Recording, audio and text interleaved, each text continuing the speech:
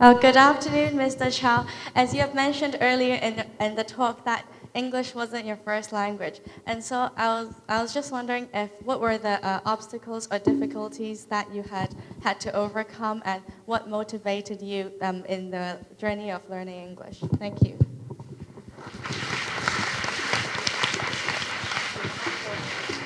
I have been a little bit lucky because I was brought up in the colonial time during the 1970s when English teaching in those days was a more serious professional matter for many people, right? And it was unfortunate with me because I studied at a different college, a different secondary school from this one, Pui Kiu, up here, up there, Beverly Hill, right? That site is the site of the former pro-communist school called Pui Kiu, Zhonghong. And I studied there, and I didn't have much time to learn English. And then it came to a time when my parents felt I should be sent to Britain to further my studies. And then I took up another 2 years, just opposite, Lingnan, right? So I've been a little bit unfortunate, right? Like a yankou, a human ball being thrown around, right? 咁咧，我喺嶺南咧 in the days in Lingnan, I brushed up my English a little bit in preparation for going to study, for my study in Britain. When I went to Britain, I was a little bit confused because I didn't want to do law, electronic engineering, or chemistry, or physics, etc., because I knew I wasn't good enough in any of these subjects. I was very interested in literature. That's all. Chinese and Western literature. And I thought at that time I had to study English literature in Britain, a very ambitious plan. And I was discouraged by many other people, my friends, relatives, and classmates. Oh, I mean, it's not the right thing for you to do, because what are you going to do? What are you going to end up with a degree in English? Teaching, right? And I didn't know at that time. I didn't know what I was going to do, but I thought at university, I should choose something that I genuinely like and am interested in. So I got myself fully immersed in the culture, in Western culture, not just the English language itself, but literature, history, and philosophy, even art history and music, because a study in English literature involves a very rich knowledge of the cultural background. For example, if you study Shakespeare, you got to know a little bit about the Elizabethan era. Why Shakespeare? Why Shakespeare at that time, in the end of the 16th century and the beginning of the 17th century? Because of Queen Elizabeth I. Because Queen Elizabeth ushered in an era of Renaissance, where English met when English, met its evolution, and then it was an era of great writers and poets like Christopher Marlowe, William Shakespeare, and Ben Jonson. And because Elizabeth I opened a great era and laid foundation for the British Empire that would come in 100 or 200 years' time. So studying Shakespeare at that time means you got to have a bit of a history of Britain. So I had no choice, because at that time I had to compete with many local British students for a place at the university. And I didn't go to the boarding school, so I never put my name down on an application form for Oxford or Cambridge.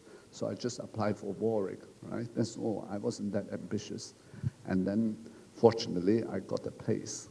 And I would say in the first 2 or 3 years after I arrived in Britain, I forgot all Chinese, and at that time there was no internet, so I wasn't able to learn of all the 娛樂八卦 entertainment, TV gossips from the website, which is a blessing, right?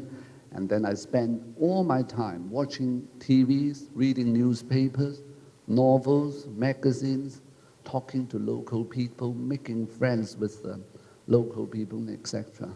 Fortunately, I had very good teachers. In one of my courses, the teachers knew that I was from Hong Kong. So he invited me to his home on the weekend, and he took me to a local theater to watch a Shakespearean play, Othello.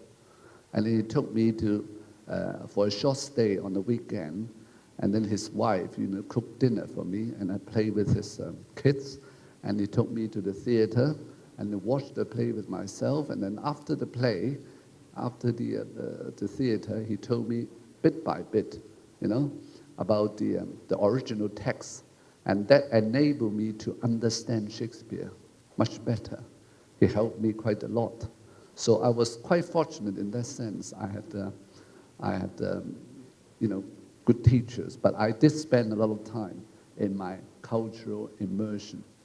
So in Hong Kong, you stand the disadvantage of a social, community being Chinese, but it doesn't matter.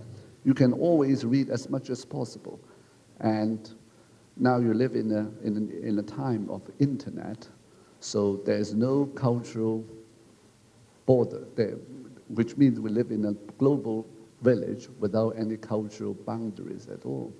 So, even if you have time to study abroad, maybe in the future, and first, you got to have a mastery of the English language, and second, have a bit of an immersion in the culture, right?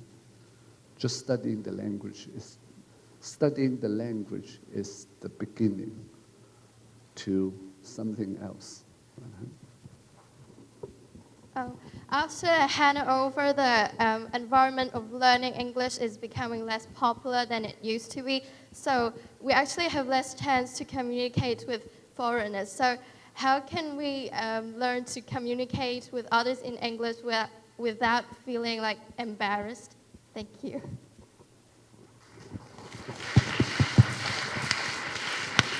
That's easy.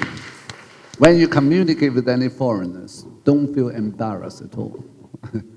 Because it's your second language, it's not your native tongue. So for a foreigner, for a native American or a native Briton or whatever, your English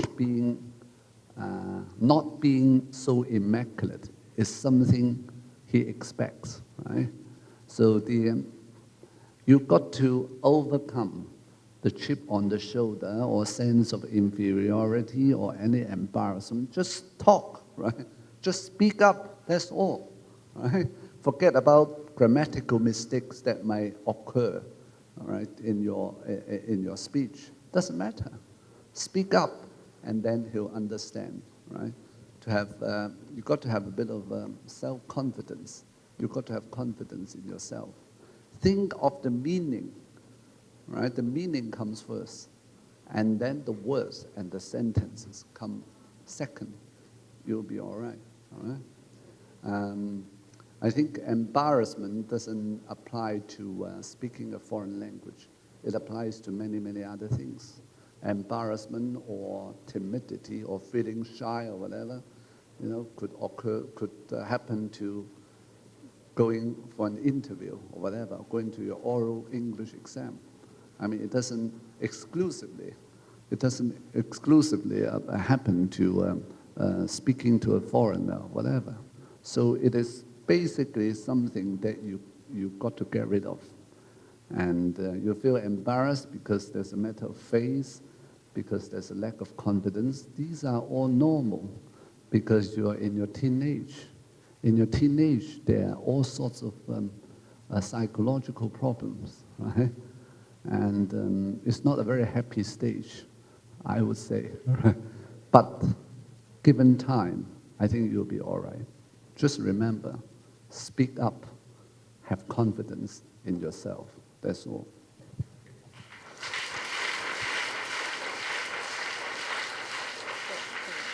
Thank you, everyone, for your interesting questions, and thank you, Mr. Chow.